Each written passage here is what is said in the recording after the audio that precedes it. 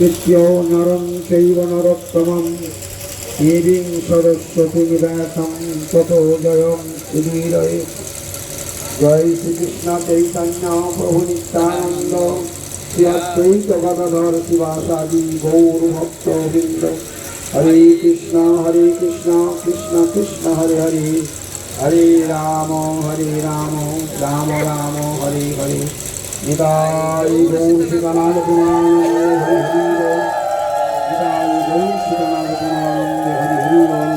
निताय गौर श्रीगणाध गुणानंद हरि हरि बोल। सर्वाग्रे परम आराध्यतम श्री श्री गौरी गुरुवर्गेर श्रीपाद पद्मे अहितकी कृपा भिक्षा करी आज আমরা শিরাকল দক্ষিণ চব্বিশ পরগনা শিরাকল গ্রামে সদ্য কানাই প্রভুর বাসভবন অনিল প্রভুর বাসভবনে শুভ শয়ন একাদশী উপবাসকে কেন্দ্র করে হরিবাসর তিথিতে আমরা কিছু ভক্ত ভগবানের কথা শ্রবণ করবার সৌভাগ্য লাভ করেছি। জয় গৌর প্রেমানন্দ।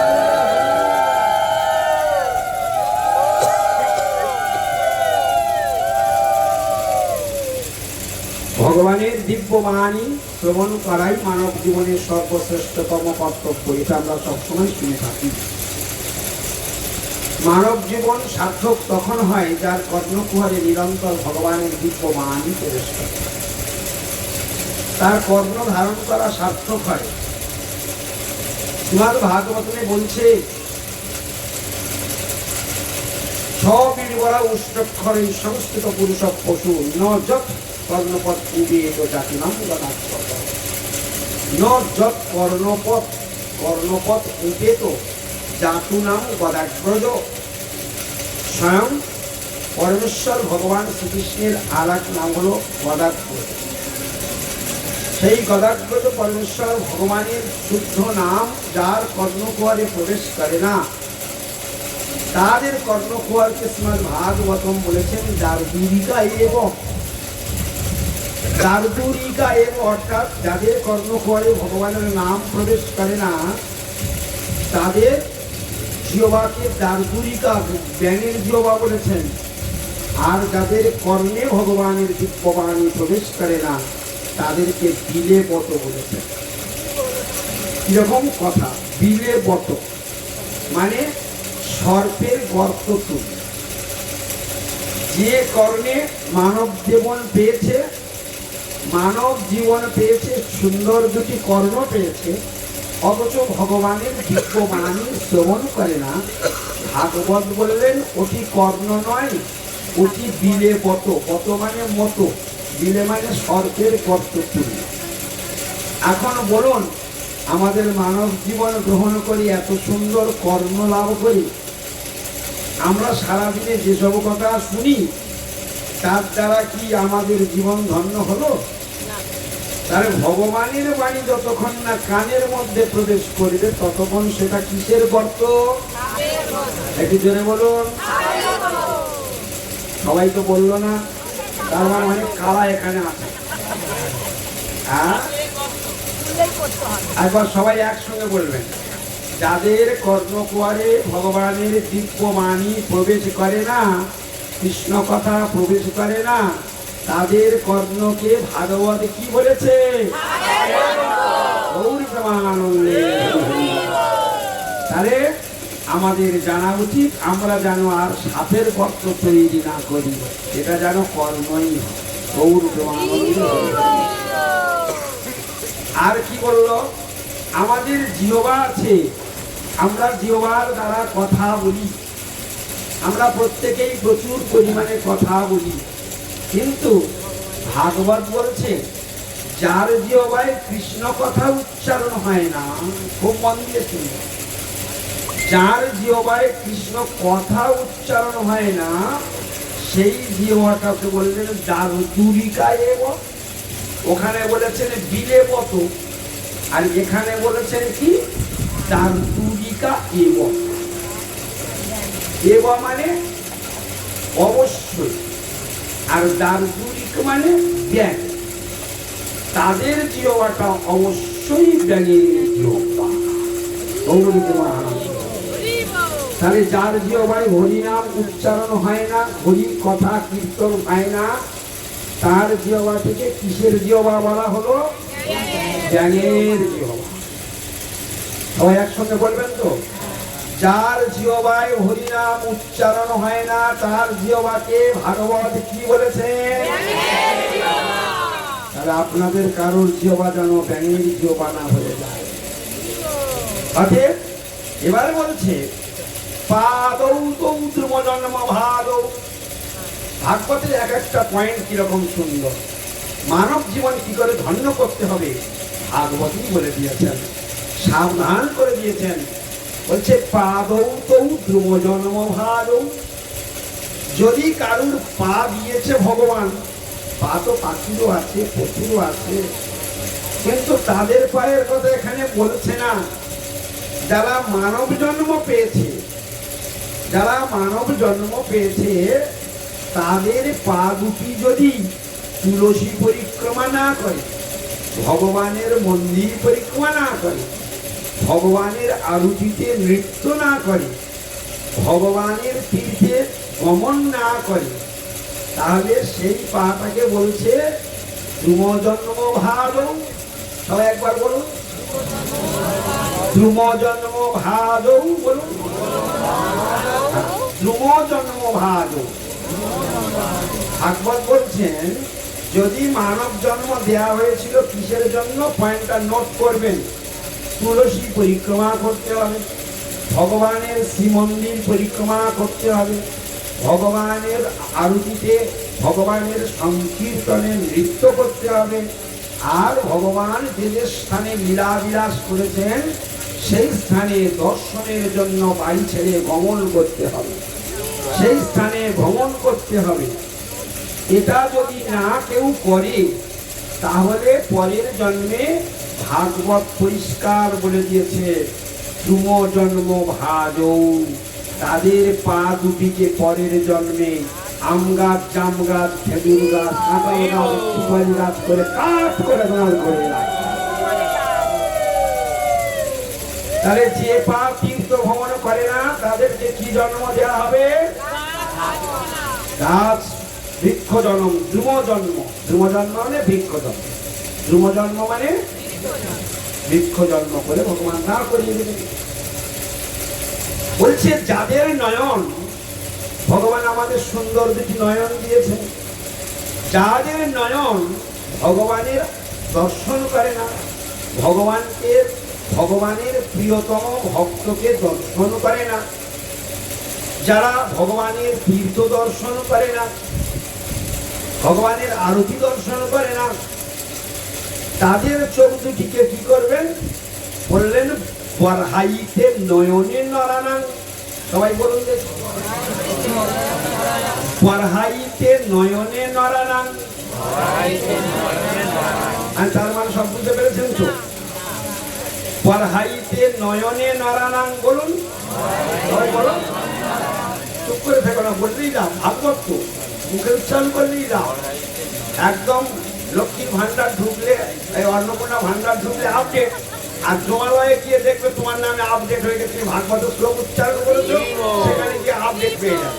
জমালয়ে তো যেতেই হবে, সারাদিন তো পাপই করি না, তা পাপ করলে আর কোথায় যেতে হবে? ঠিকানা করি একটাই, অর্থাৎ সেখানে গিয়ে ওই আপডেটটা পাবে। বলে কি করেছিল? বলে একাদশীর দিনে, হরিশয়নী একাদশী ব্রতের দিনে সাধু সঙ্গে ভাগবত শ্লোক উচ্চারণ। তাহলে আপডেটটা করে রাখা উচিত নয়? তাহলে আপডেটটা সবাই করে রাখুন, আমি যেটা বলবো সেটা বলে নেবেন। বরহাইতে নয়নে নরানাং, বরহাইতে নয়নে নরানাং মানে কি দাঁড়ালো? বরহা মানে ময়ূর, বরহা মানে ময়ূর। আচ্ছা, ময়ূর পাখায়, ময়ূর যখন পেখম মেলে তখন তার পাখাগুলো দেখতে কত সুন্দর, পাখনাগুলো।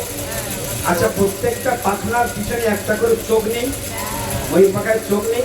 আচ্ছা, চোখটা খুব দেখতে সুন্দর নয়?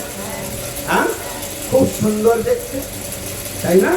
তো সেই চোখটাকে ভগবান বলছেন যদি চোখটা আমি দিলাম আমার দর্শন করবার জন্য, আমার আরতি দর্শন করবার জন্য, আমার ভক্তকে দর্শন করে প্রণাম করবার জন্য, যদি আমার তীর্থধাম দর্শন করার ইচ্ছা তোমার না জাগলো, ঠিক আছে, আমি পরের জন্মে তোমাকে আমি কি জন্ম দিয়ে দেব? তোমাকে আমি ময়ূর পাখা সুন্দর চোখ করে দেব। তাহলে যাদের চোখ আরতি দর্শন করে না, ভক্ত দর্শন করে না, ভগবানকে দর্শন করে না, তীর্থ দর্শন করে না, তাদের চোখকে ভগবান কি বানিয়ে দেবেন? ময়ূর পাখার চোখ। কি চোখ দান করবেন? তোমরা ময়ূর পাখার চোখ দেখে আনন্দ পাও কিনা বলো? খুব সুন্দর বলো না? ভগবান বলেন আমি তোমাদের একবার মারবো না, কিন্তু তোমাদের আমি ময়ূর পাখার চোখ দান করে দেবো। কি সুন্দর! কি চোখ দান করবেন? ময়ূর পাখার চোখ দান করে দেবেন। হরে কৃষ্ণ। তাহলে বরহাইতে নয়নে নরানায়, অর্থাৎ যাদের পা তীর্থ ভ্রমণে যায় না তাদেরকে ভগবান কি করবেন? জন্ম ভাগ। যাদের চোখ ভগবানকে দর্শন করে না, আরতি দর্শন করে না, তীর্থধামে দর্শন করে না, তাদেরকে বরহাইতে নয়নে নরানায়। আর যাদের জিহ্বা হরি কীর্তন করে না তাদেরটা কি? দারদুরিতা এব, অর্থাৎ ব্যাঙের জিহ্বা বানিয়ে দেবেন। আর যাদের কর্ণ ভগবানের কথা শ্রবণ করে না তাদেরকে কি করবেন? দিলে বত। কি করবেন? দিলে বত, সাপের গর্ত তুল্য বলে ভাগবত বর্ণন করেছেন। অতএব আমাদেরকে এই কথাগুলো সাবধান করা হলো। কৃষ্ণ নাম ভজদীপ আর সব মিছে, পলাইতে পথ নাই, দম আছে পিছে। তাই বৃথা কেন সময় নষ্ট করো? মনুষ্য জীবনের প্রতিটা সেকেন্ডের দাম কোটি কোটি টাকার থেকেও দাম। তাই এই মনুষ্য জীবনের একটা সেকেন্ড নষ্ট করা উচিত নয়। যদি একটু ভজন করে রাখতে পারো, তুমি জীবনের সুখের সমুদ্রে ভাসবে, শান্তির সমুদ্রে ভাসবে, আনন্দের জোয়ারে ভাসবে। আর যদি এইটুকু করতে না পারো, তোমার দুঃখেই দুঃখ, দুঃখেই দুঃখ, দুঃখ ছাড়া তোমার জীবনে আর তুমি কোনো কিছু দেখতে পাবে না। দুঃখের সমুদ্র তোমাকে হাবুডুবু খেতে হবে। একথা শাস্ত্রে সবসময় বর্ণন করা হয়েছে। সাধুগণ সে কথা সবসময় আমাদেরকে সচেতন করেন, কিন্তু তবু আমরা বুঝি না, আমরা শুনেও শুনি না। শুনতে হয় শুনি, কিন্তু ছেড়ে দেই, আমরা সেটাকে ধরি না। এই জন্য আমাদের প্রকৃত পরিচয়টা আগে জানতে হবে। আমাদের প্রকৃত পরিচয় কি? আমরা এখানে প্রভুপাদ বলছেন যে আমরা এখানে ইটকাঠ পাথরের মিস্ত্রি হতে আসি নাই। আমার প্রকৃত পরিচয় হলো আমি কৃষ্ণদাস। জীব তুমি কৃষ্ণদাস। কেন তুমি বাইরে এইরকম পিতা সংসারের কর্তা অভিমান করে, অশুদ্ধ অভিমান করে তুমি কেন পড়ে আছো? দাস যদি কর্তা অভিমান করে সেটা কখনোই শোভা দেয় না। চাকর যদি জমিদারের চেয়ারে বসেন সেটা শোভা দেয় না। চাকর যদি জমিদারের খাটে শোয় সেটা শোভা দেয় না। চাকর যদি জমিদারের থালায় খেতে চায় সেটা শোভা দেয় না। তাই সর্বত আমরা কৃষ্ণদাস। আর পরমেশ্বর ভগবান তিনি আমার প্রভু, তিনি আমার পিতা, তিনি আমার ঈশ্বর, তিনি আমার নিয়ন্তা, তিনি আমার ভগবান, তিনি আমার পালনকর্তা, তিনি আমার রক্ষাকর্তা, তিনি আমার সৃষ্টিকর্তা। সব কিছু এ টু জেড, সব ক্ষমতা তার মধ্যেই রয়েছে। সেই পরমেশ্বর ভগবান স্বয়ং চৈতন্য দেবরূপে জগতে আবির্ভূত হলেন এবং তিনি সকলকে শেখালেন। তিনি ভক্ত সেজে, তিনি ভক্ত সাজলেন। খুব ভালো করে শুনবেন, মনটি লাগিয়ে শুনুন, একবারে আদর করে শুনুন। মহাপ্রভু স্বয়ং তিনি কৃষ্ণ। মহাপ্রভু চৈতন্যদেবের পরিচয় কি? যদি জিজ্ঞাসা করা হয় তোমরা তো চৈতন্যদেবের ভক্ত, তো যদি এখানে অনেকে আছেন, যদি জিজ্ঞাসা করা হয় তোমরা কার ভক্ত? চৈতন্যদেবের ভক্ত। তা চৈতন্যদেবের পরিচয়, তখন তোমরা কি পরিচয় দেবে? তার কি পরিচয় দেবে তোমরা? কার কি জানা আছে? চৈতন্যদেবের পরিচয় কে বলতে পারবে? হাত করে একটা একটা করে বলো দেখি, চৈতন্যদেবের কি পরিচয়? দেখো তোমরা সব জানো, কিছুই না, কি বলবে এখন দিশেহারা। অথচ যে চৈতন্য মহাপ্রভু প্রত্যেক দিন বলে কিবা জয় জয় বরা তারে আরতি আবার সকালবেলা বলে কলিযুগ পাবন কলি ভয় না শোনো শ্রীসতী নন্দন গাও হে। হ্যাঁ, যদি কলির কুকুরের হাত থেকে যদি মুক্তি পেতে চাও, কলি কুকুর কদম যদি চাও, কলি কুকুর কদম যদি চাও, অর্থাৎ কলিরূপ কুকুরের হাত থেকে যদি, কদন মানে মুক্তি, কদন মানে মুক্তি, যদি কলিরূপ কুকুরের হাত থেকে তুমি মুক্তি পেতে চাও, তাহলে প্রাণ হয়ে শ্রী সচিনন্দন গৌর হরি তাহলে কলি আর তোমার কিছুই করতে পারবে না, কলি তোমাকে স্পর্শও করতে পারবে না, তুমি যদি সচিনন্দন গৌর হরি গুণকীর্তন করতে পারো। তার নাম, তার রূপ, তার গুণ লীলা যদি তুমি নিরন্তর কীর্তন করো, কলি তোমাকে টাচ করতে পারে। কলি তোমাকে পলায় দুরন্ত কলি কলিয়া বিদ্যায়। হ্যাঁ, কোন দিক থেকে যে কলি পালিয়ে যাবে তুমি ভাবতেও পারবে না। কিন্তু আমাদের সমস্যা কোথায়? আমরা ভগবানের কথা বলা, ভগবানের কথা স্মরণ করা, ভগবানের কথা কীর্তন করা, ভগবানের কথা শ্রবণ করা, স্মরণ করা, বন্ধন করা, অর্চন করা থেকে আমরা নিজেদেরকে বিরত রেখেছি, আমরা দূরে থাকি। যার ফলস্বরূপ আমাদের বিপদ আমরাই নিজেরাই ডেকে নিয়ে আসি, আমাদের গর্তটা আমরা নিজেরাই খুলেছি। যে যার গর্ত সেই তার। হরিভজন না করা মানে ভাগবত সরাসরি বলে দিয়েছেন সে তো আত্মহত্যাকারী, সে নিজেকে ত্যাগ। অতএব এইরকম অধঃপতন কখনোই করা উচিত নয়। শ্রী চৈতন্যদেবকে তার যদি প্রকৃত পরিচয় আমরা জানতে চাই, তার প্রকৃত পরিচয় হলো তিনি স্বয়ং। এটাই তার মূল। চৈতন্য মহাপ্রভুকে স্বয়ং কৃষ্ণই চৈতন্য মহাপ্রভু। তোমরা এখন বলবে সতী মায়ের পুত্র, জগন্নাথ মিশ্রের পুত্র, আরো তোমাদের কত কিছু জানা আছে, তোমরা সেটা বলবে। তিনি নদিয়াতে অবতীর্ণ হয়েছিলেন, মায়াপুরে অবতীর্ণ হয়েছিলেন, তোমরা অনেক কথাই বলবে। কিন্তু তার মূল পরিচয় কি? স্বয়ং কৃষ্ণ। তিনি গৌর কেন হলেন? তার তিনটি লাভ ছিল, তিনটি লোভ ছিল, লাভ নয় লোভ ছিল। সেই লোভের কারণে তিনি গৌর হতে বাধ্য হয়েছেন। সেই তিনটি কারণ কি সেটা আমাদের সকলের জানা উচিত। সেই তিনটি কারণ তোমাদের আমি বারবার বলে দিয়েছি, সেবারে কোন ক্লাসের মধ্যেও বললাম।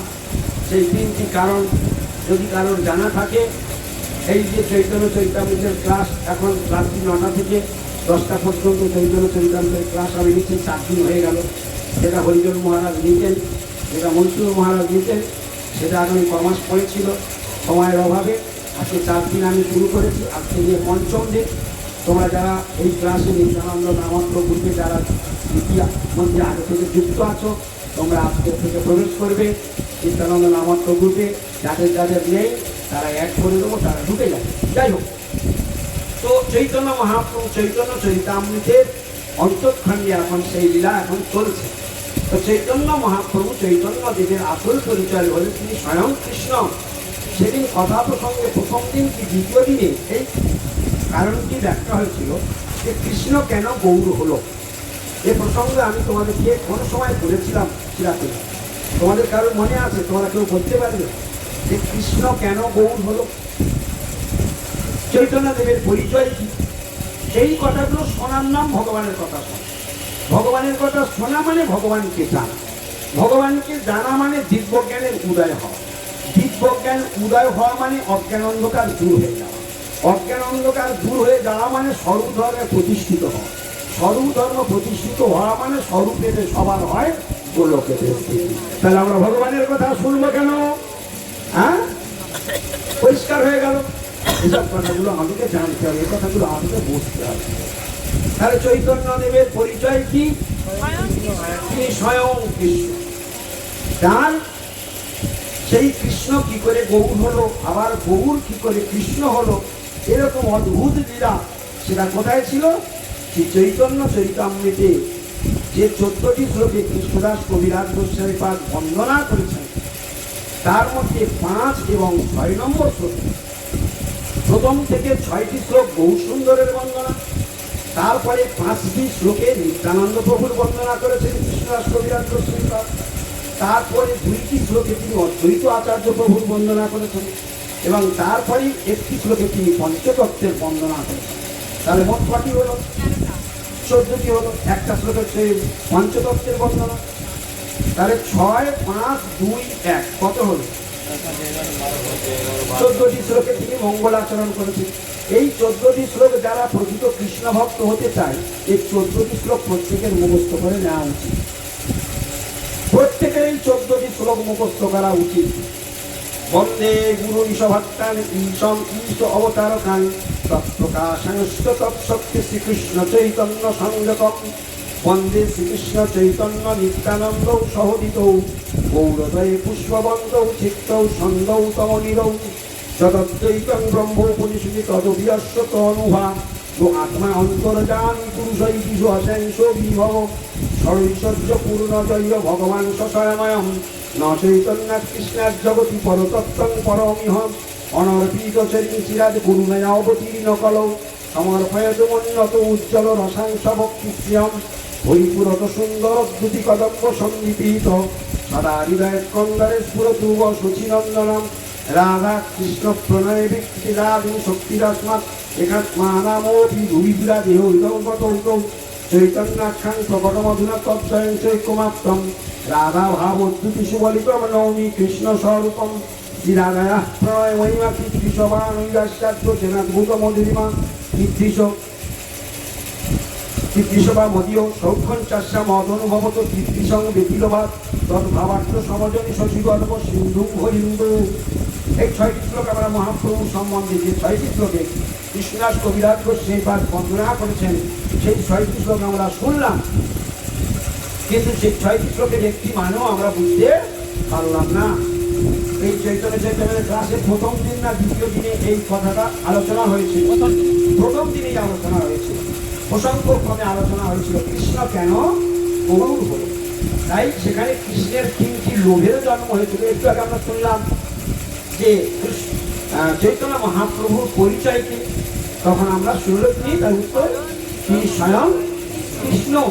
কৃষ্ণ গৌর সেজেছে। কৃষ্ণ কি করেছেন? কিন্তু সেই কৃষ্ণ স্বয়ং গৌর, আবার গৌর স্বয়ং কৃষ্ণ। কেন তিনি গৌর সাজলেন তার কারণটা বলতে গিয়ে ওই বন্দনার মধ্যে সেই কারণ কি রয়েছে সেটা ঋষিকেও প্রথম দিনে ছিল, শুনেছেন, ঋষিকেও বলতে পারবেন। সেখানে মানে ওই দিনে খুব সুন্দর করে বিশ্লেষণ করা হয়েছিল, পুঙ্খানুপুঙ্খ বিচার করা হয়েছিল, সকলকে জিজ্ঞাসা করা হয়েছিল। সবাই 1 আর 3টা ঠিক বলে, আর মাঝখানে 2টাকে সকলেই গুলিয়ে ফেলে। ওই দিনে বিশ্বজিৎ প্রভু একবার 80% বলে দিয়েছে, প্রায় 90% বলে দিয়েছে, তবু যে একটা শব্দের জন্য একটু অস্পষ্ট হয়ে গেছে। সেটাকে আর যেন কোনোদিন কোনো সময় বিঘ্ন না হয়। 3টি লোভের কথা আজকে আরেকবার বলে দিই নাকি? যেমন বউ জানো, বলে দেবো আমি? আচ্ছা ঠিক আছে। 3টা লোভের কারণে কৃষ্ণকে গৌর হতে হয়েছে।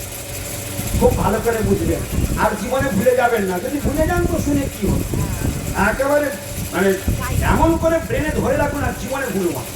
কৃষ্ণ কেন গৌর? বড় শুনতে ইচ্ছা করে না? শুনতে ইচ্ছা করে না? এসব পয়েন্ট পেলেই তো আপনাদেরকে শুনতে ইচ্ছা করে কৃষ্ণ কেন গৌর হলো। আর গৌরের দয়া ছাড়া আপনি ভবসমুদ্র পার হতেও পারেন। যদি গৌর না হইত তবে কি হইত? কেমনে ধরিতাম যে রাধার মহিমা প্রেম রস সীমা জগতে জানা তোকে। তাহলে যদি গৌর সুন্দর না আসত তাহলে এই রাধা ভাবের কথা আর কারুর জানা হতো না, ওটা চিরকাল অধরাই থেকে যেত। আমরা এমন করে কৃষ্ণ ভজনের সৌভাগ্য লাভ করতে পারতাম না। আমরা যে আজকের কৃষ্ণ ভজন করছি শ্রী চৈতন্যদেব, তিনি কৃপা করে দেখিয়েছেন। সেই চৈতন্যদেব স্বয়ং কৃষ্ণ। তার কি লোভ ছিল? তার 3টা লোভ হয়েছিল। 1 নম্বর কি? শ্রী রাধায়া প্রণয় মহিমা কীর্তিশোভ। এই শ্রী রাধারানীর প্রেমের মহিমাটা কিরকম? 1। 2, জেনাদ্ভূত মধুরিমা কীদৃশ, আমার মধুরিমাটা, এই জায়গায় 2 নম্বরটা সকলেই গুলিয়ে ফেলে। আমার মধুরিমা, আমার মধুরিমা আস্বাদন করেন তো রাধারানী, তো আমার মধুরিমাটা কি? এই জায়গাটা ভুল করে সবাই। এটা দ্বিতীয় লোক। প্রথম লোক রাধারানীর প্রেমটা কিরকম, দ্বিতীয় লোক নিজেরটা, আমার মাধুর্য, আমার মধুরিমাটা কিরকম, আর 3 নম্বরটা রাধারানী। প্রথমটা রাধারানীর ক্ষেত্রে, দ্বিতীয়টা রাধারানীর ক্ষেত্রে, আর মাঝখানে দ্বিতীয়টা নিজের ক্ষেত্রে। তাহলে রাধারানীর প্রেমটি কিরকম? 1, আমার মধুরিমা কিরকম? 2, 3 নম্বর সৌপঞ্চস্যা মদনুভবত কীর্তিশম, আমার মধুরিমা আস্বাদন করে রাধারানী যে সুখটা পায়, সেই সুখটাই ওদিনে ফিনিশিং করবার জন্য 3টা পয়েন্টের উপরে আমি সকলের যাতে মনে থাকে তার জন্য এই 3টা কথা বলে দিয়েছিলাম। বিষয়প্রভু কি কি? প্রেম মধুরিমা সুখ। প্রেম মধুরিমা সুখ, এই 3টে আর জীবনে ভুলে যাওয়া। প্রথমটার মধ্যে আছে প্রেম, দ্বিতীয় মধুরিমা, আর তৃতীয় সুখ। রাধারানীর প্রেম কিরকম? 1, আমার মধুরিমা কিরকম? 2, রাধারানী আমার মধুরিমা আস্বাদন করে কি সুখ পায়, সেই সুখটা কিরকম। তাহলে প্রেম মধুরিমা সুখ 3টে শব্দ মনে রাখতে পারলেই গৌর প্রেমানন্দে হরি বল। এত সহজ সরল করে বলার পরেও যদি কারো মনে না থাকে, সেটা দুর্ভাগ্য ছাড়া আর কিছু নয়। আর এ কথা মনে রাখতে তারাই পারবে যারা পুণ্যবান, যারা ভাগ্যবান, যাদের পূর্বজন্মের প্রচুর স্বীকৃতি আছে, যারা ধীর শান্ত নম্র, ভগবানের বিশ্বাস, সাধুদের প্রতি শ্রদ্ধা, এরকম যাদের ভিতরে আছে, তারা এগুলো ধরবার জন্য আকুলি বিকুলি করবে। তাদের প্রাণটা আকুল হয়ে উঠবে কথা শেখবার জন্য, বলবার জন্য, মুখস্থ করবার জন্য, ভাববার জন্য। কিন্তু যাদের বিষয় রসে ডুবে আছে, স্ত্রীপুত্র, ছেলে মেয়ে, টাকা পয়সা, বন্ধু বান্ধব, জায়গা জমি, ঘর বাড়ি, বিষয় সম্পত্তি, ব্যবসা বাণিজ্য, ছেলে পুলে, নাতি, নাচ জামাই, মেয়ে, নাগপুর, দোকান, এই সব নিয়ে যারা রস দিবারাত্র এই রসে স্নান করছে, এদের কাছে এই রসটা একেবারে মানে কি বলবো, বিষের তুল্য মনে হয়, বিষের তুল্য। এই কি সব করে, সব কি গৌর প্রেমানন্দে। চার সর্বভূতানাং যস্যাং জাগর্তি সংযমী, যস্যাং জাগ্রতি ভূতানি সা নিশাপস্ততো মুনে। যে বিষয়ে কৃষ্ণ ভক্তগণ সর্বদাই সজাগ প্রহরীর মতো, সেই বিষয়ে সংসারী বিষয়ভোগী মানুষ একেবারে নিদ্রিত। যে বিষয়ে সংসার ভোগীরা মহানতম জাগ্রত অবস্থায় থাকে, কৃষ্ণ ভক্তরা সেই বিষয়ে নিদ্রিত থাকেন, একেবারে নিজেকে সরিয়ে রাখেন, অ্যাভয়েড করে থাকেন, ও বিষয়ে ফিরেও তাকায়। কিছু বোঝা গেল? কিছু বোঝা গেলে এত সোজা বলা আর শোনা আর বোঝা, বুঝতে গেলে ভাগ্য লাগে। এই হরিকথা একটা মূল্যবান কথা আপনাদেরকে বলে যাই। একটা জিনিস জেনে রাখবেন, আজকের কি ভাগ্য যে আপনারা ভগবানের কথা শুনতেছেন। আমি বারে বারে এই কথাটাকে সাবধান করি, যারা যারা ভগবানের কথা এসে শুনতে বসেছেন, তারা সবাই ভগবানকে প্রণাম করে বসেছিলেন, প্রণাম করেছিলেন। প্রণাম করে কি বলেছিলেন? এই কথাটা কি সকলে বলেছিলেন? ভগবানের কাছে প্রার্থনা করেছিলেন? প্রণাম করে ভগবানের কাছে তো প্রার্থনা করতে হয়, তুমি কি করতে এসেছো এখানে? এইটা 100 জনের মধ্যে 99 জন করে।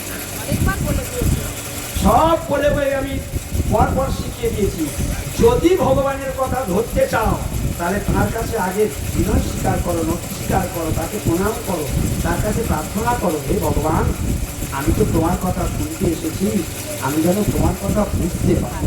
আমি তো মূর্খ, আমার তো জ্ঞান নাই, আমার তো বুদ্ধি নাই, আমি তেমন চতুরও না, তো আমি যেন তোমার কথা বুঝতে পারি প্রভু। এইরকম ভগবানের কাছে এসে প্রথমে প্রণাম করে ভগবানের কাছে প্রার্থনাটা মেরে আর দৈন্যভাবে বসো, তুমি আস্তে আস্তে ভগবান তোমাকে বোঝাবে। ভগবান নিজেই গীতাতে বলছেন, মস্ত স্মৃতির জ্ঞানম অপরন্ত। আমি জীবের স্মৃতি, আমি জীবের নিশ্চিতি। আমি যদি মনে করাই তাহলে সে মনে রাখতে পারবে, আর আমি যদি ভুলিয়ে দিই ও সব ভুলে যাবে। ভগবানের হাতেই সব চাবি আছে, বলছে কে কে মনে রাখবেন, কে কে ভুলে যাবে। ভগবান বলছে আমি তো সকলের হৃদয়ে বসে আছি, কার গতি গতি কেমন আমি সব বুঝতে পারি। আমার কাছে কেউ ফাঁকি দিতে পারে না। কেউ নামমাত্র এখানে বডি বসিয়ে রেখেছে, শোনার অত প্রাণ নেই। কেউ খুব আদর করে শুনছে, প্রতিটা কথা ধরবার চেষ্টা করছে। তো যার যেমন ভাব তার যেমন লাভ। ভগবানের স্বভাবটা কিরকম? ভগবান খুব দয়ালু, এত দয়ালু যা কল্পনার অতীত। তার দয়াকে মাপা যায় না বলে তাই তাকে প্রণাম করে আমরা বলি, হা কৃষ্ণ করুণার সিন্ধু।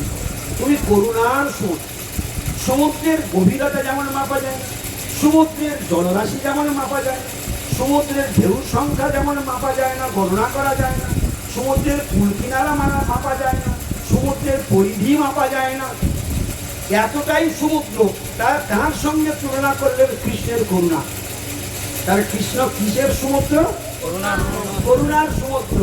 অথচ আমরা কোনো করুণার কোনো হদিসেই পাই না। আমরা তার করুণার কোনো হদিস পাই না। কেন? সেই ভাবনা কি তোমার মধ্যে আছে? সেই বুঝবার ইচ্ছা কি তোমার মধ্যে আছে? তুমি যদি গোবিন্দের কাছে প্রার্থনা করে কাঁদো, সে গোবিন্দ প্রত্যেক দিন তো তোমাকে প্রণাম করে বলছে, হা কৃষ্ণ করুণা সিন্ধু দীনবন্ধু জগৎপতি গোপীশ গোপিকা কান্ত রাধা কান্ত নমস্তে। এই যে প্রণামটা করি, এই প্রণামটার ভিতরে কি কি আছে? তোমরা তো প্রণাম করলে দায় সারা প্রণাম করবে। প্রথমে হা সূচক বা হে সূচক। যদি হে বলি, আমাকে অনেকে বলে, আচ্ছা মহারাজ হে বলা ভালো না হা বলা ভালো? হে বললেও দোষ নেই, হা বললেও দোষ। কেন? হে বললে সম্বোধন সূচক, আর হা বলে দুঃখ সূচক, আবেগ সূচক, ভাব সূচক। তুমি গোবিন্দকে আহ্বান করে বলতে পারো, তুমি গোবিন্দর কাছে আবেগপূর্ণ ভাবে তুমি বলতে পারো। গোবিন্দের আর এক নাম হলো ভাবগ্রাহী জনার্দন। তোমার ভাবটাকে তিনি চেক আপ করবেন, তোমার অন্য কিছু তিনি গ্রহণ করবেন। ওই শ্লোকের মধ্যে যদি তুমি ওই হা কৃষ্ণ বলতে গিয়ে ওই শ্লোকটি বলতে গিয়ে যদি তুমি 4 বার জায়গায় ভুল বলে দাও, তবুও গোবিন্দ তোমার দোষ দেখবে না, যদি তোমার ভাবটা ঠিক থাকে। কথাটা বুঝতে পারছেন? তার দয়াটা দেখুন। সব ভুল বলছেন কিন্তু ভাবটা ঠিক আছে। গোবিন্দের চরণ নিজেকে সঁপে দিচ্ছে, গোবিন্দের চরণে প্রণাম করছে। গোবিন্দ বলে ও যা বলে বলুক না, ও তো এসেছে আমাকেই প্রণাম করছে। প্রজ্ঞা নাই বা বলতে পারতো, আমাকেই তো প্রণাম করছে। গৌর প্রেমানন্দ। আচ্ছা এত দয়া তোমার কেউ করবে? তোমাদের স্কুলে টিচার পরীক্ষা দেবে, দেখো ভুল লিখে দিয়েছো, তোমার শিক্ষক কি বলবে? ও হয়তো ঠিক লিখতে গিয়েছিল, ওই জায়গায় ভুল হয়ে গিয়েছে, নাম্বারটা পুরো দিয়ে দিই, বলবে? কেউ বলবে না। হ্যাঁ, আর গোবিন্দ এমনই বলছে, ও ভুল ভাল বলুক আর যাই বলুক, ওর উদ্দেশ্যটা তো আমাকেই প্রণাম। হ্যাঁ, মূর্খ বদতি বিষ্ণায় ধীর বদতি বিষ্ণবে বয়স্তুং সমং পুণ্যং ভাবগ্রাহী জনার্দন। পুরাণের মর্মান্তিক। মূর্খ প্রশ্ন করে বলল কৃষ্ণায় নমঃ, আর পণ্ডিতে প্রশ্ন করে প্রণাম করে বলল কৃষ্ণবে নমঃ। তাহলে মূর্খ কি বললো? কৃষ্ণায় নমঃ। আর পণ্ডিতে প্রণাম করে কি বললো? কৃষ্ণবে নমঃ। শুদ্ধ উচ্চারণ, সংস্কৃতের শুদ্ধ উচ্চারণ। ওখানে বলছে উভয়স্তু, উভয়স্তু সমং পুণ্যম। কেন? ভাবগ্রাহী জনার্দন। মন্ত্রকে ভুল বলেছে, মন্ত্রকে ঠিক বলেছে, গোবিন্দ ওই বিচার না করি গোবিন্দ ধরলেন, ও তো দুজনেই আমাকে প্রণাম করেছে, দুজনের সমান। গৌর প্রেমানন্দ। তবুও তোমরা এই গোবিন্দকে ভালোবাসতে পারো না। এত যার দয়া, এত যার দয়া, আগ বাড়িয়ে দয়া করো না। আমার গোবিন্দ আগ বাড়িয়ে দয়া করে। আগ বাড়িয়ে দয়া করা বোঝো? অনেকে আছে না বাতাল নাক গলার সব কথার মধ্যে, সব কথার মধ্যে নাক গলিয়ে দেয়। শোনুন তোমরা, প্রয়োজন নেই তো কথার মধ্যে নাক গলি। আর আমার গোবিন্দ ওই রকম, স্বভাবটা ওই রকম। যদি কেউ দেখে আমার একটু কেউ ভক্তি করছে, উনি আগ বাড়িয়ে কৃপা করেন। বলে তাই নাকি? বলে হ্যাঁ। আচ্ছা, এখানে আমরা কি শুনলাম? ভাবগ্রাহী জনার্দন সব ভুল বললো, তবু তার পুরো নাম্বার দিয়ে দিল। তাহলে এটা দয়ার, তিনি দয়ালু কিনা বলো? হ্যাঁ, একটা বেশ্যা পান খেয়ে গিয়ে ফেরবার সময় হরি মন্দিরের গায়ে এরকম চুনটা মুছে দিয়েছে। ভগবান সেখানে চিত্রগুপ্তের খাতায় গিয়ে দেখে, ভগবান বলছে আমার মন্দির রং করেছে। হ্যাঁ? আচ্ছা বলো, এরকম দয়ালুকে ভালোবাসতে ইচ্ছা করে না? হ্যাঁ, দেখো কত দয়ালু, তোমরা তো মাপতেই পারো না গোবিন্দের কিরকম দয়া। দেখো দক্ষিণ ভারতে রঙ্গনাথজির মন্দিরে একজন ভক্ত এসে জগন্নাথ অষ্টকম পাঠ করছে। হরিবল, মন দিয়ে শুনুন। জগন্নাথ অষ্টকম পাঠ করছে, তো সেখানে সেই পাঠের মধ্যে একটা শ্লোক ভুল বলেছে। যিনি স্তব করছিলেন তিনি ভুল বলেছেন। কি বলেছেন? কদাচিৎ কালিন্দিত বিভিন্ন সঙ্গীত তরল মুদাভিনী নারী বদন কমলাস্বাদ মধুব রমা শম্ভু ব্রহ্মা মরপতি গণেশার্পিত পদ জগন্নাথ স্বামী নয়ন পথ নামে ভব তুমি। পাশে একজন পণ্ডিত ছিল, ছুটে এসেছে। আই, তুমি এখানে ভগবানের সামনে ভুল ভাল করছো কেন? হ্যাঁ, তুমি ভগবানের সামনে ভুল বলছো কেন? তুমি শ্লোকের ভুল উচ্চারণ করছো কেন? ভগবান মরপতি, ভগবান তো অমরপতি, তুমি এরকম ভুল ভাল উচ্চারণ করছো। এমন ভাবে তাকে কটু ভাষায় সে মন্দির থেকে তাড়িয়ে দিয়েছে। এখন সেই প্রেমিক ভক্ত কাঁদতে কাঁদতে মন্দির ছেড়ে চলে গিয়েছে। রাত্রে যে পণ্ডিত তাড়িয়ে দিয়েছে রঙ্গনাথজি তাকে গিয়ে ধরছে, বলছে বড় পণ্ডিত হয়ে গিয়েছে। আরো করে শুনবে, দয়াকার বলে করুণা সিন্ধু, এই একটা শব্দের উপর আমি কিছু কথা বলছি। করুণা সিন্ধুটা কিরকম দেখে নিন একটু। এগুলো চিন্তন করলে তবে তো ভগবানের ভক্তি লাভ হবে। এগুলো যারা শোনে না, যারা জানে না ভগবানের কেন ভালোবাসতে যাবে? তার গুণের সীমা নেই, তিনি গুণের সমুদ্র। এইবারে যে পণ্ডিত ভুল ধরে সেই শুদ্ধ কৃষ্ণ ভক্তকে মন্দির থেকে তাড়িয়ে দিয়েছিল, কি জন্য তাড়িয়ে দিয়েছিল? ভুল বলেছিল। লোকে কি বলেছিল? ভুল বলেছিল। অমরপতি হবার কথা, উনি মরপতি বলেছিলেন। অমরপতি হবার কথা, উনি কি বলেছিলেন? মরপতি। ওই জন্য তাকে তাড়িয়ে দিয়েছে। এবার ভোরবেলা গিয়ে রঙ্গনাথ সেই পণ্ডিতকে ধরে, বড় পণ্ডিত হয়ে গিয়েছে। আচ্ছা, ও নয় ভুল বলে, তুই বেটা আমার কথার উত্তরটা। এ জগৎ সংসার কে সৃষ্টি করেছে? সে পণ্ডিত বলছে প্রভু আপনি সৃষ্টি করেছেন। তাহলে মর জগৎ কে সৃষ্টি করেছে? বলছে আপনি করেছেন। তাহলে অমর জগৎ কে সৃষ্টি করেছে? বলে আপনি করেছেন। তাহলে আমি অমর জগতেরও প্রতি, আমি মর জগতেরও প্রতি, যেহেতু দুটো আমি সৃষ্টি করেছি, তো ও নয় অমর না বলে মর বলেছে, তাহলে সেটা তো আমিও সেই তার মধ্যেই হই। তাহলে অমর জগতের প্রতি যদি আমি হই, তাহলে মর জগতের প্রতি কি তুই রাখি? হ্যাঁ, বড় পণ্ডিত হয়ে গিয়েছো বলে তাকে শাসন করলেন। যাও এক্ষুনি সেই বিপ্রের কাছে কি ক্ষমা চাও, তাকে আবার নিয়ে এসো, আমার ওই প্রেমিক ভক্তের মুখে আমি স্তবস্তুতি শুনতে চাই। তাহলে পণ্ডিত হলে কি হবে? হৃদয়ে যদি ভক্তি রাখে তার পাণ্ডিত্যর কোনো দাম থাকে না। আর অতি বড় মূর্খ বলে ও যদি 10টা ভুল বলে। আমাদের তুলসীমা যখন আরতি করে কাঁদে দেখেছো, নাচে দেখেছো? তুমি যখন তুলসীমা আরতি করবে, ওর বাড়িতে এক আরতি করবে, তুমি দেখবে যে এখানকার লাইনে ওখান দেবে, ওখানকার লাইনে এখান দেবে, ওখানকার লাইনে সেখানে দেবে, 14টা মিল করে আরতি করবে, কিন্তু হাওয়া করে থাকবে। বলে ওর আরতি সাকসেস, ওর আরতি সাকসেসফুল। যার হৃদয়ে ভক্তি আছে, যার ভগবানের জন্য আরতি আছে, তৈন্য আছে, ক্রন্দন আছে, তার আরতি সাকসেসফুল। এই জন্য আমরা শুধু পাণ্ডিত্য করালে হবে না। এই জন্য পরিষ্কার ভগবান বলে দিয়েছেন যে নায়মাত্মা প্রবচন লভ্য ন মেদয়া ন বহুনা শ্রুতেন যম ইব এসব বিরুতে তেন লভ্য তস্যৈ আত্মা বিভ্রুতে তনুষাম। শ্লোকটা মুখস্থ আছে? নায়মাত্মা প্রবচন লভ্য, তোমার মুখস্থ আছে? কত সুন্দর কথা, এসব কথা হৃদয় জুড়ানো কথা, মন দিয়ে শুনবে। ভগবান কি বলছেন শুনুন। কার কথা শুনতে এসেছেন আপনারা? কার কথা শুনতে এসেছেন? ভগবান কি বলছেন শুনুন। ভগবান বলছেন নায়ম আত্মা প্রবচনে লভ্য।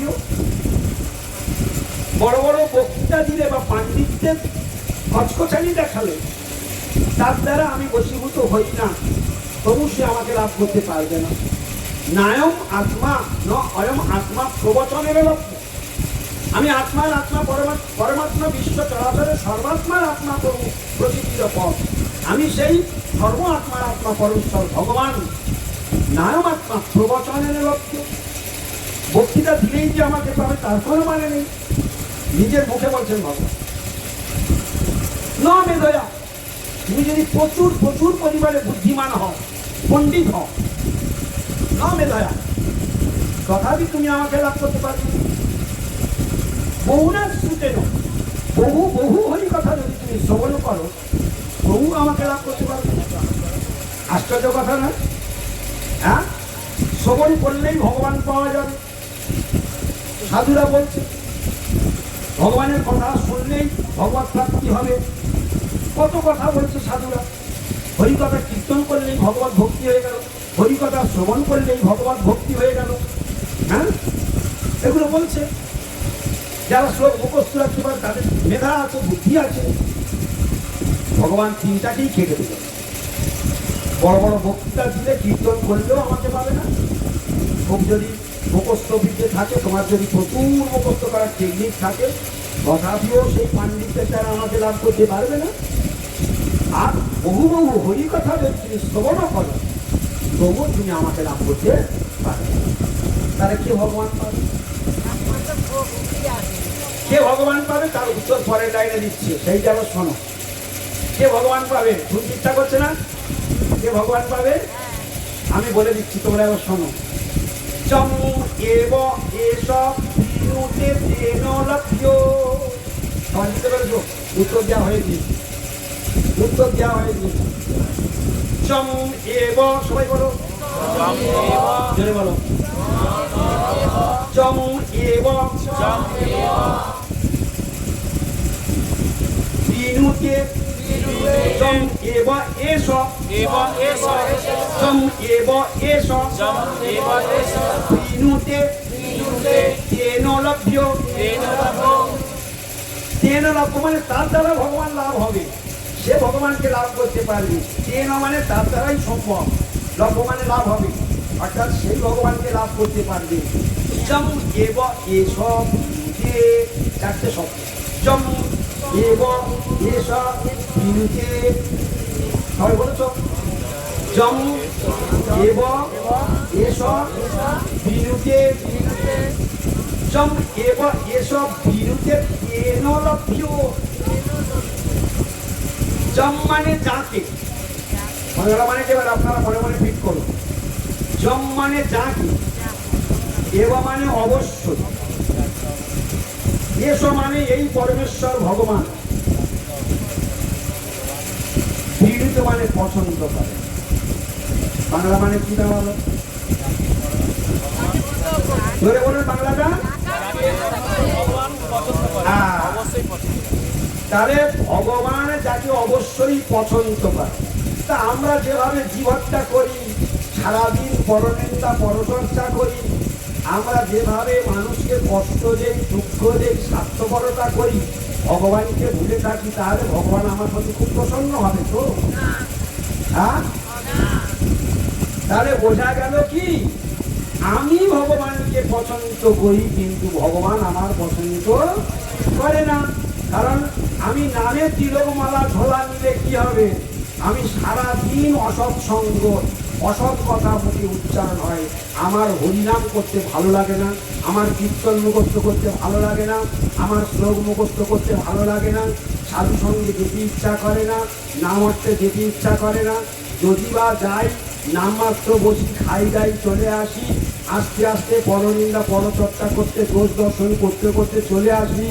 আচ্ছা, এইরকম করলে তিলকমালা ধরা নিয়ে ভগবান আমার পছন্দ করবে তো? ভগবান আমার পছন্দ করবে তো? তাহলে ভগবানকে যদি আমার পেতে হয়, তাহলে আমার কি করতে হবে? ভগবানের যা যা করলে ভগবান পছন্দ হয় সেইগুলি আমাকে করতে হবে। কি বোঝা গেল? তাহলে ভগবানের পছন্দের জন্য হতে গেলে কি করতে হবে? সব থেকে বড় সিদ্ধান্ত হলো এই, ভগবানের সব থেকে প্রিয়জন হলো গুরুদেব। আর গুরুদেবের যা যা নিয়মাবলী, গুরুদেব যা যা বলবেন সেইটা তুমি প্রত্যেকটা পালন করবে। আর গুরুদেব প্রসন্ন হয়ে যাবে। আর গুরুদেব প্রসন্ন হয়ে গেলেই ভগবান তোমার উপরে। বুঝতে পারোনি তোমরা? হ্যাঁ, তাহলে গুরুদেব যদি প্রসন্ন হয় তাহলে কে প্রসন্ন হয়ে যাবে? কথাটা বুঝতে পারলেন কিনা? এখন এর প্রমাণটা যে আপনারা মনে মনে করলেন মহারাজের কথা সব হয়েছে বলে ওই জন্য বলে দিল গুরু প্রসন্ন হয়ে গেলেই ভগবান প্রসন্ন হয়ে যাবে। এর শাস্ত্রীয় প্রমাণ দিচ্ছি। গুরু প্রসন্ন হয়ে গেলেই ভগবান প্রসন্ন হবে, তার প্রমাণ এখনই আমরা শ্রবণ করব। ভগবান নিজের মুখেই বলছেন। ভাগবতের মর্মান্তিক শ্লোক। এই শ্লোকটা কখন বলেছিলেন, কে বলেছিলেন, কোন সময় বলেছিলেন? হরে কৃষ্ণ। নাহমিজ্জা প্রজাতিভ্যাং, বলো। নাহমিজ্জা প্রজাতিভ্যাং তপস উপশমেন বা, তপস উপশমেন বা, তুষ্যেয়ং সর্বভূতাত্মা, তুষ্যেয়ং সর্বভূতাত্মা, গুরু শুশ্রূষয়া যথা, গুরু শুশ্রূষয়া যথা। এই শ্লোকটি কে বলেছিলেন, কাকে বলেছিলেন, কখন বলেছিলেন, কোন সময় বলেছিলেন? এখন সেটা শুনুন। কেন এই শ্লোকটা এলো? এই শ্লোকটা প্রসঙ্গক্রমে প্রমাণ স্বরূপ এলো। একটু আগে আমরা শুনেছি যে গুরুদেব ভগবানকে প্রসন্ন করতে গেলে সবার আগে কাকে প্রসন্ন করতে হবে? গুরুদেব যদি প্রসন্ন হয়ে যায় আলাদা করে তোমাকে আর ভগবানকে প্রসন্ন করবার জন্য দৌড়াতে হবে না। গুরুদেব যদি প্রসন্ন হয়ে যায় তাহলে আলাদা করে তোমাকে আর ভগবানকে প্রসন্ন করবার জন্য ব্যতিব্যস্ত হতে, ভগবান ফাউকে মিলে যাবে। ভগবান ফাউকে তুমি গাভীর বাচ্চাটাকে কোলে করে নিয়ে চলে যাবে, গাভীকে তোমাকে আর ধরে নিয়ে যেতে হবে না, ও আপনা থেকেই পিছনে পিছনে দৌড়াবে। কথাটা ঠিক কিনা? তাহলে গাভীর বাচ্চাকে কোলে করে নিয়ে চলে যাও। আচ্ছা, গাভীর বাচ্চাটাকে রেখে গাভীটাকে গলায় ধরে ধরে টানতে টানতে নিয়ে যাবে? হাজার মারলেও যাবে না। আর বাচ্চাটাকে নিয়ে চলে যাও, ওর গলায় ধরিও দেবে না, কিচ্ছু দেবে না। ও দেখবে তুমি যত ছুটবে তত ছুটবে। তুমি হেঁটে হেঁটে যাবে, ও হেঁটে যাবে। তুমি খুব জোরে দৌড়াবে, গাভীটা খুব জোরে। মনে পড়ছে? ছবিটা মনে পড়ছে? তাহলে আলাদা করে গাভীকে আনবার কোনো দরকার নেই। গাভীর বাচ্চা আমার পরম প্রিয়তম। ঠিক যেমন ওই গাভীর সব থেকে প্রিয়তম হলো তার বাচ্চা, আর গুরুদেব হচ্ছেন ভগবানের সব থেকে প্রিয় সম্পদ। ওই প্রিয় সম্পদকে তুমি জিতে নেবে আর ভগবান তোমার ফাউতে নিয়ে যাবে। বুঝতে পারো তোমরা?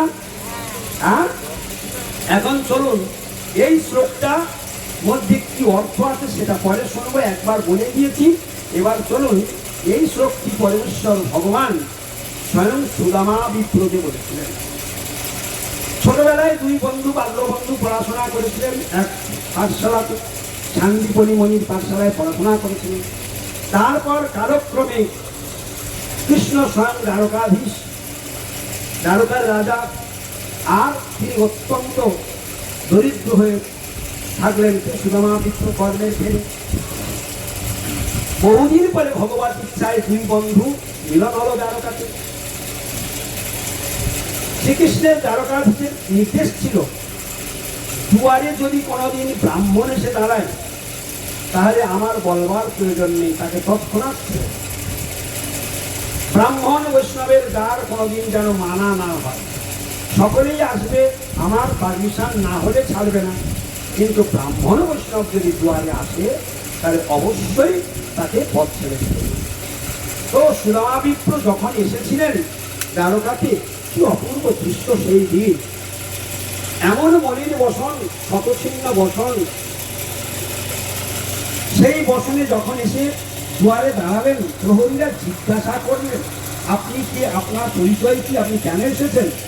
বলছেন, আমি দ্বারকাধীশের সঙ্গে দেখা করতে চাই। তিনি আমার বাল্যবন্ধু, কৃষ্ণ আমার বন্ধু। যেই না বন্ধু বলেছেন, সবাই হাসাহাসি। হ্যাঁ, দ্বারকাধীশ, হ্যাঁ দ্বারকাধীশ রাজার বন্ধু, আবার সামান্য একটা দরিদ্র ব্রাহ্মণ, কেউ কি সম্ভব? কিন্তু যেহেতু বলেছেন আমি ব্রাহ্মণ, তাদের ভয় হয়ে গেল। দ্বারকাধীশের তো নির্দেশ আছে, কোনো ব্রাহ্মণকে আটকানো যাবে না। তবু কিরকম সন্দেহ হলো।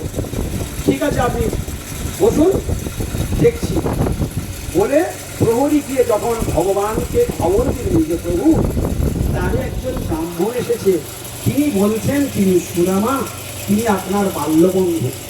ভগবান তৎক্ষণাৎ নড়ে চড়ে বসলেন। কি নাম বললে? কি নাম বললে? বলছে সুদামা। বলছে কি বলেছে? বলছে আপনার বাল্যবন্ধু, একসঙ্গে পড়াশোনা করেছিলেন। যেই না বলেছে সুদামা এসেছে, সুদামা আসেছে বলে ভগবান সঙ্গে সঙ্গে সেই সোনার সিংহাসন থেকে দু বাহু এরকম উত্তোলন করে, দু বাহু মেলে ছুটছে, গোবিন্দ ছুটছে, এত দ্রুত গতিতে ছুটছে, তিনি ওড়ানিটাও তিনি মানে রাস্তায় পড়ে গিয়েছে এবং সবাই প্রহরীরা চমকে উঠেছে। সামান্য একজন ব্রাহ্মণ, নিষ্ঠরিক্ত দরিদ্র শতচিহ্ন মলিন বসনযুক্ত ব্রাহ্মণের কথা শুনে ভগবান দ্বারকাধীশ এইভাবে দৌড় দিচ্ছেন। তো এসে সুদামা বিপ্রতি মানে সুদামা সুদামা করে চিৎকার করে করে আসতে আসতে সুদামা চিন্তা করে, ওই তো সেই চেনা কণ্ঠস্বর। দুই বন্ধু সঙ্গে সঙ্গে হাত বাড়িয়ে মিলন হয়ে গেল, দুজনার আলিঙ্গন করলেন, দুজনার নয়নে জলে দুজনার বসন ভিতরে। এই না ভক্ত, এই না ভগবান। দেখুন, ভগবান কোনো কিছুর বিচার করেন, কার ঐশ্বর্য আছে, কার ঐশ্বর্য নেই, কার ধন আছে, কার ধন নেই, কার রূপ আছে, কার রূপ নেই। ভগবান ঈশ্বরের কিছু বিচার করেন না।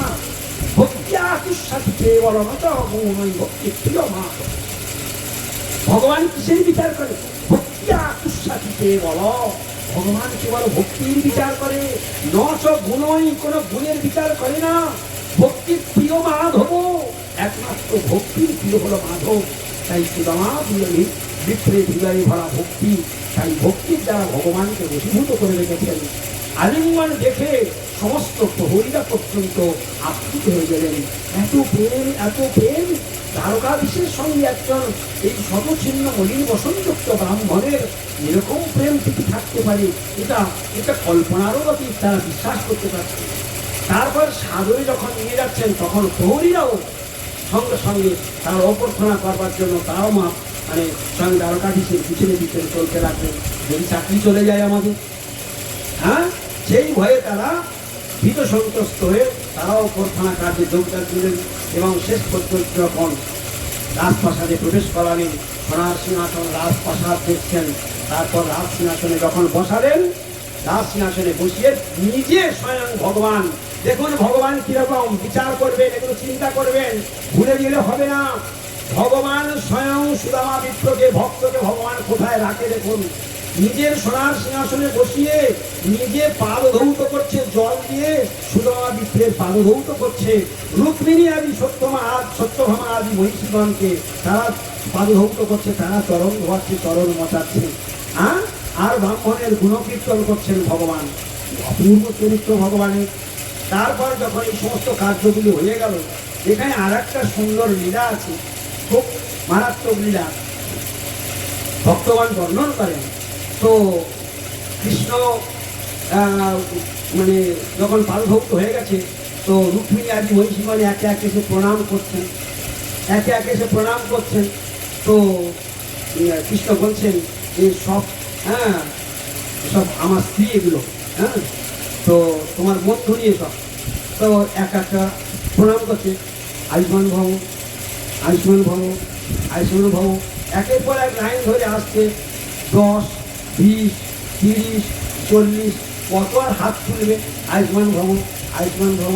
সুদামা বিপ্র বলছে, আর কত আছে, আর কত আছে লাইনে?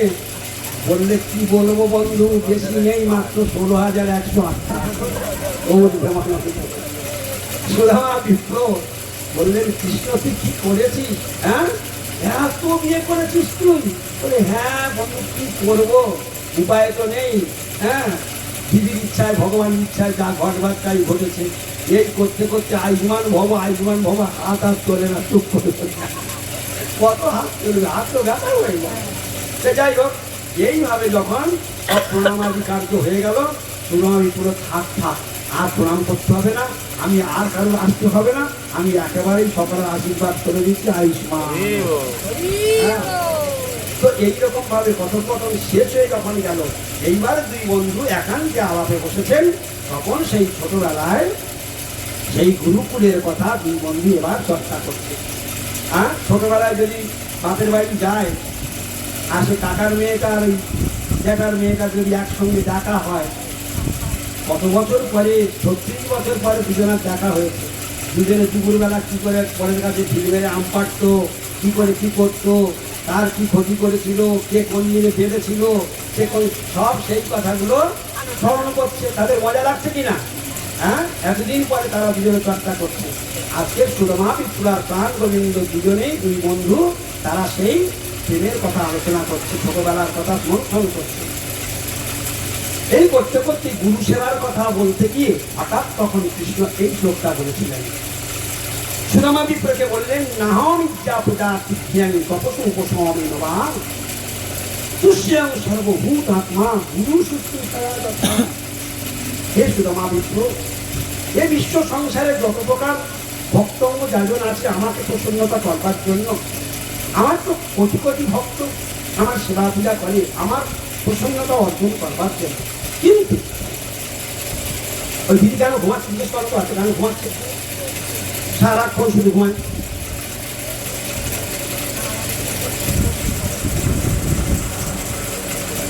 নাহম ইচ্ছা প্রজা তিভ্যাং তপসু উপসমে নবা তুষ্যাং সর্বভূত আত্মা গুরু শুশ্রূষায়া যথা। অর্থাৎ হে বিপ্র, আমি এই বিশ্ব সংসারে যত প্রকার ভক্তাঙ্গ যাজন আছে সব সেবার থেকে কেউ যদি আমায় আমার সুখ, আমার যদি খুব সুখ অর্জন করাতে চায় বা আমাকে যদি কেউ সুখী করতে চায়, তাহলে গুরু শুশ্রূষায়ার কথা, গুরু সেবার দ্বারা তুষ্যং, আমি যেরকম তুষ্ট হই, যেরকম প্রসন্ন হই, আর কোনো কিছুর দ্বারা আমি এত প্রসন্ন হই। তাহলে এই কথাটা আমরা একটু আগে কি শুনেছিলাম, যদি ভগবানকে যদি কে ভগবানকে পাবে, তার উত্তর কি ছিল, ভগবান যাকে পছন্দ করে। জম এবং এসব বিনুকে পেন লক্ষ্য, ভগবান যাকে পছন্দ করবেন তিনি ভগবানকে লাভ করতে পারবেন। তস্যৈষ আত্মা বিভ্রূতে তনুষাম, তস্যৈষ আত্মা বিভ্রূতে তনুষাম, তস্যৈষ আত্মা অর্থাৎ সেই রকম মহাত্মা ব্যক্তির কাছে, সেই রকম মহাত্মা ভক্তের নিকট বিভ্রূতে ভগবান প্রকাশিত হয় স্বয়ং, তনুষাম নিজের শরীর প্রকট করে সেই ভক্তকে দর্শন দান দেয়। একদম সরাসরি বলে দিল। তাহলে ভগবান কার কার সামনে দাঁড়ায়, যার আচরণে যার ভক্তিতে ভগবান প্রসন্ন হয়। সে ধ্রুব মহারাজ সাক্ষাৎ 6 মাসের ভক্তিতে ভগবানকে সামনে দাঁড় করিয়ে দিয়েছে। প্রহ্লাদ মহারাজ তার ভক্তির দ্বারা ভগবানকে স্তম্ভের মধ্যে দিয়ে বের করে দিয়েছে। সার্বভট্টাচার্য তার ভক্তির দ্বারা বা ভগবানের কৃপা দ্বারা সেটা সর্বভুজ মূর্তিটাকে দেখে। তীর্থৈতিক বিপ্র তিনি স্বয়ং ভগবানকে ভক্তির দ্বারা জিতে নিয়েছেন, তাই তার সামনে ভগবান অষ্টভুজ মূর্তি ধারণ করে দাঁড়িয়েছেন। হ্যাঁ, এইরকম ভাবে ভগবান নিরন্তর কত না কত ভক্তের দর্শন দান করেছে। তাহলে সকলের সামনে ভগবান সাক্ষাৎভাবে আবির্ভূত হয় না, কার কাছে হয়, তস্যৈষ আত্মা, সেই রকম আত্মার কাছে বিপ্ররূপে প্রকাশিত হন। তনু সাম, তনু সাম, সাম মানে নিজে, তনু মানে শরীর, নিজের শরীরকে তিনি স্বয়ং সেই ভক্তের নিকট প্রকাশ করেন, তার সামনে আবির্ভূত হন। বোঝা গেল কথা? তাহলে কারা কারা ভগবানকে লাভ করতে পারবে, কারা কারা ভগবানকে লাভ করতে পারবে? যাদের, একদিন জোরে বললাম শুনতে পাচ্ছি না, ভগবান যাকে পছন্দ করবেন। তা তোমরা ভগবানের দর্শন কেউ পেতে চাও না? তা পেতে যদি চাও তাহলে ভগবান কি করলে আমার প্রতি প্রসন্ন হবেন এই আচরণটা আমাকে শিখতে হবে। সেই আচরণ শিখতে গেলে কার কাছে যেতে হবে? সাধুর কাছে যেতে হবে। গুরু আগে মিলবে না, গুরু অনেক দামি বস্তু, গুরু অনেক দামি বস্তু, গুরুর কাছে তুমি প্রথমে যেতে পারবে না। আগে তোমাকে সাধুকে ধরতে হবে। সাধুই তোমাকে আগে মায়ের মতো লালন পালন করবে। তোমার মধ্যে যা নোংরা আছে ওই নোংরা পরিষ্কার করতে করতে সাধুর মায়ের বহু সময় চলে যাবে, বহু সময় চলে যাবে তোমার নোংরা জঞ্জাল পরিষ্কার করতে করতে। তো সাধুরা সেই নোংরা পরিষ্কার করে আমাকে শুদ্ধ করে আমাকে ভগবানের নিকট আমার পিতার কাছে পাঠাবে। তো সেই জন্য প্রথমে সাধুর সঙ্গে দেখা হবে। সাধু আমাকে হরি কথা বুঝিয়ে বুঝিয়ে আমাকে সমস্ত মালিক অভিনিবেশ থেকে বের করে নিয়ে আসবে, আমাকে শুদ্ধ হরিভজন শেখাবে, আমাকে ট্রেনিং দেবে, তারপর গুরুপাদ পর্বে আশ্রয় করাবে। গুরুদেবের নির্দেশগুলো এবারে যা যা হবে সেইগুলো আদর করে পালন করলে সেটা দেখে যদি গুরুদেব প্রসন্ন হয় তখন গুরুদেব কি করবেন? বৈষ্ণবের আবেদনে কৃষ্ণ দয়াময় এহেন পামর প্রতি হবে না সদা। আর কি আমার আগে কৃষ্ণে আবেদ দিবেন প্রচুর। তার আগে লাইনটা কি? আমার আগে কৃষ্ণে আবেদ দিবেন প্রচুর। যখন গুরুদেব আমার প্রতি প্রসন্ন হবেন তখন আমার লাগি কৃষ্ণে আবেদ দিবেন প্রচুর। মানেটা তোমরা তো সবাই দাও। মানেটা কি? আমার লাগি মানে আমার জন্য কৃষ্ণে আবেদ দিবেন প্রচুর। স্বয়ং গুরুদেব সেই বৈষ্ণব ঠাকুর আমার হয়ে কৃষ্ণের কাছে প্রার্থনা করবে, হে গোবিন্দ তুমি একে পার করে দাও। অনেক আবেদন করবে, নিবেদন করবে ভগবানের কাছে, গোবিন্দ এ খুব সুন্দর সেবা করে, প্রভু আমি বলছি তুমি একে পার করে দাও, প্রভু তুমি একে পার করবে। কথাটি বোঝা গেল? তাহলে গুরুদেব আমার হয়ে কখন ভগবানের কাছে প্রার্থনা করবে?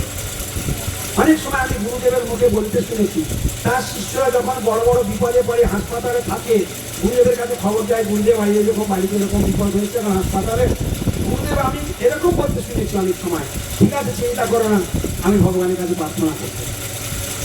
কি বললো? চিন্তা করো না আমি ভগবানের কাছে প্রার্থনা করবো। হ্যাঁ, তার অনেক অনেক সময় তিনি মুখ থেকে বলে ফেলেন, আবার অনেক সময় মুখ থেকে না বলে ফেললেও যেহেতু তার শিষ্য, ওই যে শিষ্য সন্তাপ অপহারক সদ্গুরু দুর্লভ দেবী, শিষ্য সন্তাপ অপহারক। ভক্তের তার নিজের শিষ্যের কোনো দুঃখের কথা শুনলে গুরুদেবের কষ্ট হয় যে আমার শিষ্য এরকম কষ্টে থাকলে সে কি করে ভাবেন করবে, প্রভু তিনি এর কষ্ট থেকে মোচন করে না, প্রভু তিনি এর কষ্ট থেকে মোচন করে। এই তো গুরুদেব। হ্যাঁ, গুরুগুরু চাল করার আলুগুলো টাকা নিতে আসে, আর জগৎগুরু সন্তাপ অপহরণ করে, সন্তানকে চিরকালের জন্য মুছে দেয়, দিয়ে আমার আত্মাকে প্রতিষ্ঠিত করে আমাকে গোলকের পথে নিয়ে যায়। হরে কৃষ্ণ। এই পর্যন্ত হরিকথা বিশ্রাম থাক। কারোর কোনো প্রশ্ন থাকলে আপনারা বলুন। এই এতক্ষণ যা হরিকথা হলো তার মধ্যে কারোর কোনো প্রশ্ন থাকলে আপনারা সেই প্রশ্নগুলো করতে পারেন, সেই প্রশ্নের উত্তর দেন। হ্যাঁ, যা বাকি আছে প্রশ্ন উত্তর কারোর কোনো প্রশ্ন থাকলে করুন, আর না তো আমি প্রশ্ন করবো আপনাদের উত্তর দিতে হবে। আপনারা চেষ্টা করুন, এই যে 5টা প্রশ্ন করবে। হ্যাঁ, ওইটা কৃষ্ণের বন্ধু, তাতে কি হলো?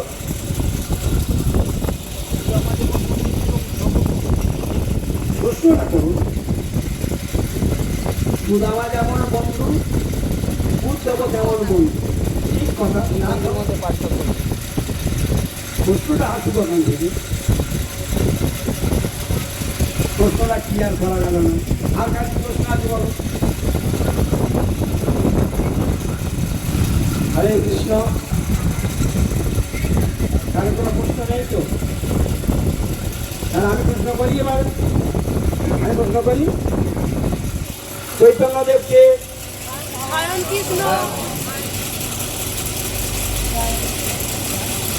আচ্ছা বলো দেখি, আমাদের এই শরীরটা কি কি দিয়ে তৈরি হয়েছে?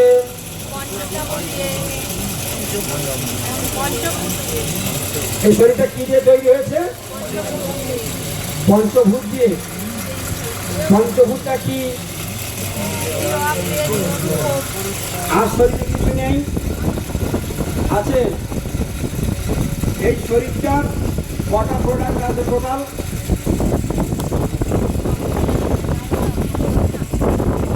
কটা তত্ত্ব, এই দেহতত্ত্ব কটা তত্ত্ব আছে শরীরের মধ্যে, কটা তত্ত্ব আছে? হরে কৃষ্ণ। এই যে শরীরকে আমরা ভজন করবো, শরীরটাকে দেহতত্ত্ব জানতে হবে। এই দেহে কটি তত্ত্ব রয়েছে টোটাল?